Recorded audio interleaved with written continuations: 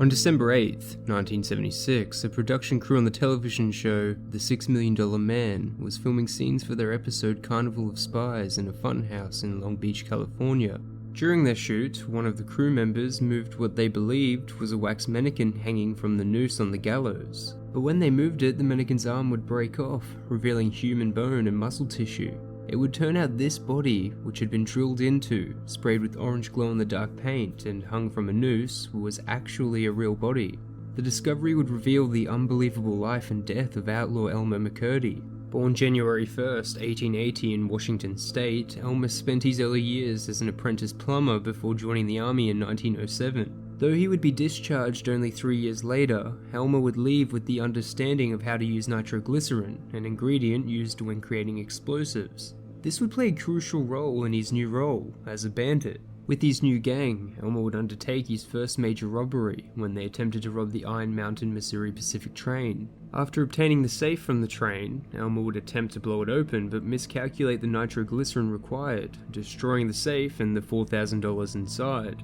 Again, they would attempt to rob a bank using Elmer's explosive knowledge, but again, Elmer would fall short when he failed to blow open the safe door. His final robbery would take place on October 4th, 1911, when the gang would once again attempt to rob a train. Unfortunately for the bandits, they would stop the wrong train and only leave with $46, a watch, and 2 jugs of whiskey. This last failure would lead to the sheriff issuing a reward for his capture and actively searching for him. Eventually, they would find Elmer hiding in a barn. After surrounding it and attempting to capture Elmer, he would start a gunfight with police that would last an hour before he was shot in the chest and killed instantly. In death, his body would be taken to a funeral home in Oklahoma, but without a next of kin, no one came to claim his body. In the hopes that someone would eventually come to claim Elmer's body, the funeral home would preserve him. After several more weeks passed without any word from Elmer's relatives, the funeral director decided the only logical solution was to embalm the body, dress him in a suit, and charge people 5 cents to view him. This exhibition would continue for 5 years before finally 2 men would enter the funeral home and claim the body.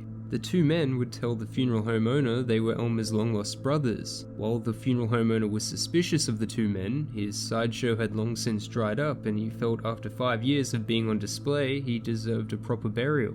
But if we know one thing about Elmer, we know that the man can't catch a break. After 3 failed robberies and 5 years on display, his body would be handed over to the owners of the Great Patterson Carnival Show.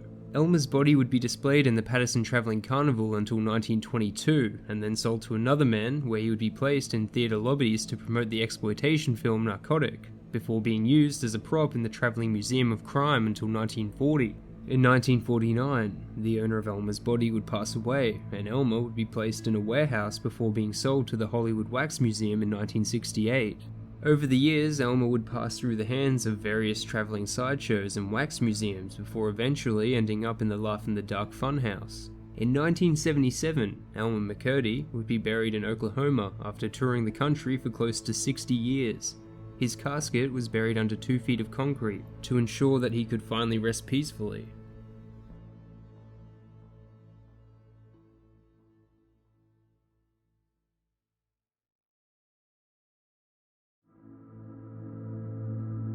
In 1888, James S. Jameson, the great-great-grandson of John Jameson, the founder of Jameson Whiskey, would participate in something so horrible that Jameson Whiskey and the Belgian government at the time went to lengths to hide. In 1888, James S. Jameson would join an expedition to provide supplies to an Ottoman province in Sudan that had been cut off by a revolt. While this was the expressed reason for the expedition, it's widely believed the real reason was to annex land for the Belgian Free State colony in the Congo. While in command of a rear column of the expedition stationed at a trading post deep in the Congo, James became aware of rumors that he was in a place known for its cannibal population. Now, the next events are verified as having happened, but how they came to be is disputed. Asad Farhan, a translator who accompanied James Jameson on the trip, would claim James expressed interest in seeing the act of cannibalism firsthand. Asad would claim that he would return to the rear column to hear that a slave trader by the name of Tipu Tip had spoken to the chiefs of a local village on behalf of Jameson. For the price of 6 cloth handkerchiefs, Tipu presented a 10-year-old enslaved girl to the chiefs of the village. According to the translator, the chiefs then said to their villagers, "This is a present from a white man who wishes to see her eaten." What would occur next is something so gruesome I won't go into detail, but James would not only watch it happen, but also write and sketch it in detail. His translator would even say James postponed the event's occurrence so he could sketch the scene. While this undeniably did happen, James Jameson's side of the story differs slightly to his translator's. According to James, he expressed skepticism to the slave trader Tipu about the rumours he'd heard of the cannibalism in the Congo. A direct quote from James's diary recounts the exchange, saying, "He, laughing, said, 'Give me a bit of cloth and see.' I only thought this another of their plans for getting something out of me, and, having some cloth of my own, as he had been kind to me, sent my boy for a small piece of 6 handkerchiefs, which I gave to him. Then followed the most horrible scene I ever witnessed in my life. The whole thing happened so quickly that had I wished, I could not have sketched it, and I had nothing with me to sketch with, they all being in my house. The small sketches I made were done in the evening afterwards in my own house. How the girl was obtained, I do not yet know." The event would be labelled a scandal and in the late 1880s featured in British newspapers, but James Jameson would not be punished for what had occurred and would die in the same year, on August 1888, from a type of typhoid fever at the age of 31. While again this did happen and is corroborated by both the translator and James Jameson himself, the true intention and lead up to the event are widely disputed with many contradictions.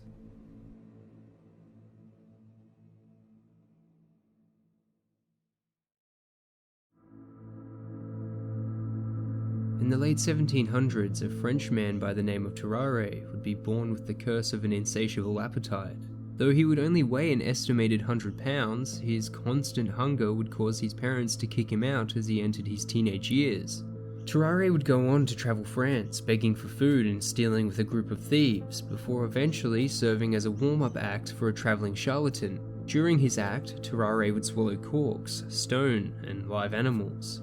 At the start of the War of the First Coalition, Terraria would join the French Revolution, where even 4 times the rations of an average soldier could not satisfy his hunger. He became so desperate for food that he would eat from the gutters and rubbish heaps. Eventually, he would be hospitalized due to exhaustion, which would pique the interest of medical staff who began testing his eating abilities. Staff would feed him a meal intended for 15 men, which Terraria happily finished in a single setting. He would eat live animals, including cats, lizards, snakes, puppies, and even a whole eel. Soon, a general would decide to try Terraria's abilities as a military tool and employed him as a courier for the army. The plan was to have Terraria swallow documents placed in a wooden box, pass the enemy lines, then recover them in his stool for delivery.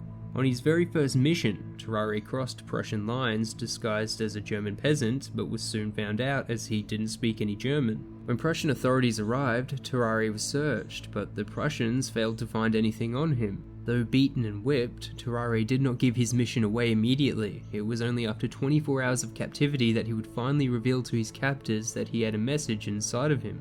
After revealing this fact, Terraria was chained to a latrine and would soon expel the wooden box.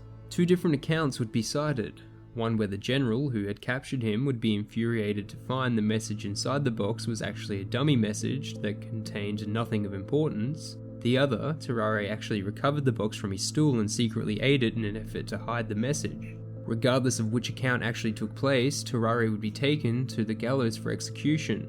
After the noose was placed around his neck, the general decided at the last minute not to execute him. Instead, Terraria was taken down, beaten, and released near French lines. All efforts to cure Terraria of his hunger would fail, and the hospital was unable to keep him on a controlled diet because Terraria would go to extreme lengths to satisfy his appetite. It's reported Terraria would drink the blood from patients undergoing bloodletting, a procedure where leeches are used to withdraw blood. Terraria would also attempt to eat the bodies in the morgue of the hospital, and when all else failed, would sneak out to scavenge from butchers and fight stray dogs over dead animals. In 1798, Terraria would find himself bedridden and weak in hospital, citing a golden fork he'd eaten 2 years prior as the cause.